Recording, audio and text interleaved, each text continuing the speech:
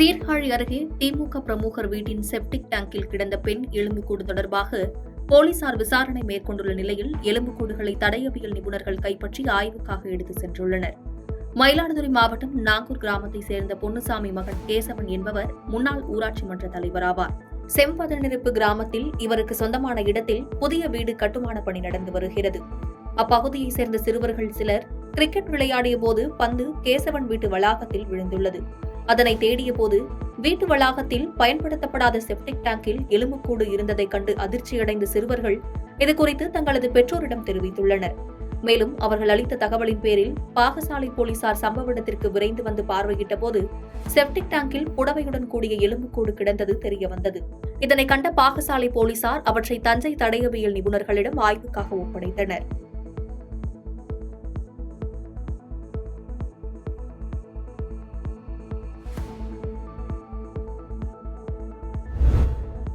நாமக்கல் மாவட்டத்தில் பட்டியல் அடைத்து வைக்கப்பட்டிருந்த ஆடுகளை குள்ளநரி வகையைச் சேர்ந்த செந்நாய்கள் கடித்து குதறியதில் 9 ஆடுகள் உயிரிழந்தன. நாமக்கல் மாவட்டம் ராசிபுரம் அடுத்த நாரைக்கிணறு அருகே உடையார் தோட்டத்தில் ரத்தினம் என்ற பெண் விவசாயி கால்நடைகளை வளர்த்து வருகிறார். இந்நிலையில் நள்ளிரவு பட்டியல் அடைத்து வைக்கப்பட்டிருந்த உயர் ரக ஆடுகள் கத்தி கூச்சலிட்டுள்ளன. சத்தம் கேட்டு வந்து பார்த்தபோது குள்ளநரி வகையைச் சேர்ந்த செந்நாய்கள் கடித்து குதறியதில் ஆடுகள் குடல் சரிந்தும் வயிற்று பகுதியில் பலத்த காயங்களுடனும் உயிரிழந்து கிடந்துள்ளன. அதிகாலை கால்நடை மருத்துவர்கள் வரவழைக்கப்பட்டு பார்த்தபோது செந்நாய்கள் கடித்தது உறுதி செய்யப்பட்டது.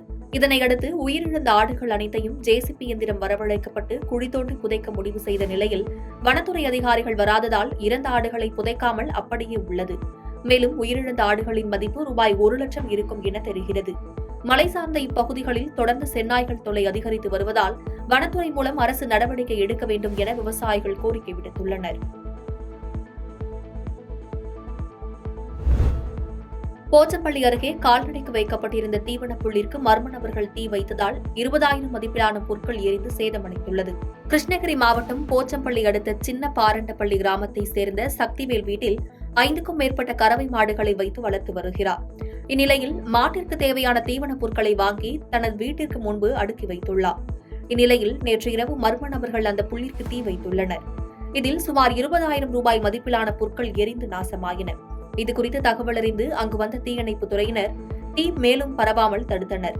இரவு வேளையில் நடைபெற்ற இந்த தீ விபத்தால் பெரும் அசம்பாவிதம் தவிர்க்கப்பட்டது.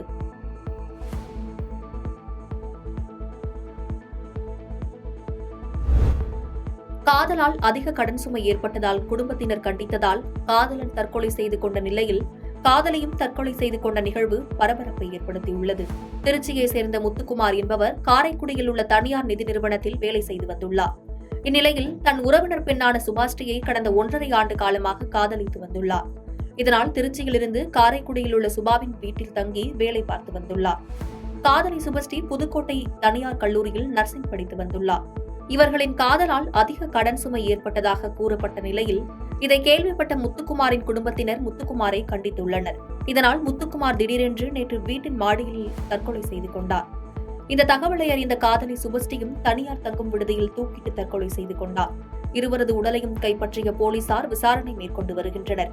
காதலன் இறந்த துக்கம் தாழாமல் காதலையும் தூக்கிட்டு தற்கொலை செய்து கொண்ட சம்பவம் அப்பகுதியில் பரபரப்பை ஏற்படுத்தியுள்ளது. தொழிற்சாலைக்கு மின்சாரம் விநியோகிப்பதில் முன்னுரிமை காட்டும் ஆட்சியாளர்கள் பொதுமக்களுக்கு மின் விநியோகம் செய்யாமல் அலட்சியம் காட்டுவதாக மாநில காங்கிரஸ் கட்சி தலைவர் வைத்தியலிங்கம் குற்றச்சாட்டு வைத்துள்ளார். மாநில காங்கிரஸ் கட்சி தலைமை அலுவலகத்தில் செய்தியாளர்களுக்கு பேட்டியளித்த வைத்தியலிங்கம் புதுச்சேரியில் அறிவிக்கப்படாத மின்வெட்டு அதிகரித்துள்ளதாக கூறினார். மேலும் மின் பற்றாக்குறை அதிகம் உள்ளதாகவும் குற்றம் சாட்டினார். புதுச்சேரியில் போதைப் பொருட்கள் விற்பனை அதிகரித்துள்ளதாகவும் போதைப் பொருள் விற்பனை செய்யப்படுகிறது என்ற உண்மையை ஆட்சியாளர்களே ஒத்துக்கொண்டுள்ளனர் எனவும் கூறினார்.